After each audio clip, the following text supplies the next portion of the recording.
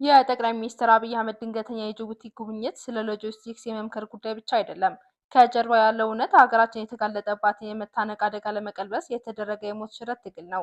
የግብጽ ምክትል ጠቅላይ ሚኒስትር በቅርቡ ጅቡቲ ገብተው ዶላር ኮንቴነር ተርሚናልን ጨምሮ ወሳኝ ስምምነቶችን ፈርመዋል።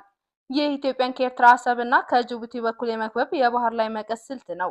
ጠቅላይ ሚኒስትር አብይና የጅቡቲው ፕሬዝዳንት ኢስማኤል ኦማር ጉሌህ ሲገናኙ የነበረው የፊት መኮማተር በሁለት ሀገራት መካከል ያለው የዲፕሎማሲ ግንኙነት መሻከሩ አመላካች ነበር። ጅቡቲ 80% ኤሌክትሪክ እና የውሃ ፍላጎቷን የምታገኘው ከኢትዮጵያ ነው። ኢትዮጵያ ይህንን ካርድ በመጠቀም ጅቡቲን ወደ መስመር እንድትገባ ታስገድድ ይሆን ወይስ ጅቡቲ የ1977ቱን የታሪክ ክህደት ትደግመዋለች? ጅቡቲ ፊቷን ወደ ግብጽ ካዞረች ኢትዮጵያ የሶማሊላንድ በርበራና የላፕሴት ኮሪደርን ጉዳይ በማፋጠን አዲሱን የጂኦፖለቲካ ሴራ ለመስበር ተዘጋጅታለች። ይህ የሎጂስቲክስ ጉብኝት ሳይሆን የኢትዮጵያ ደህንነትና የህልውና ጉዳይ ነው። ሙሉውን ጥልቅ ትንታኔ ለማግኘትና በየቀኑ የሚወጡ አዳዲስ መረጃዎችን ለመከታተል የዩቲዩብ ቻናላችንን ሰብስክራይብ በማድረግ ቤተሰብ ይሁኑ።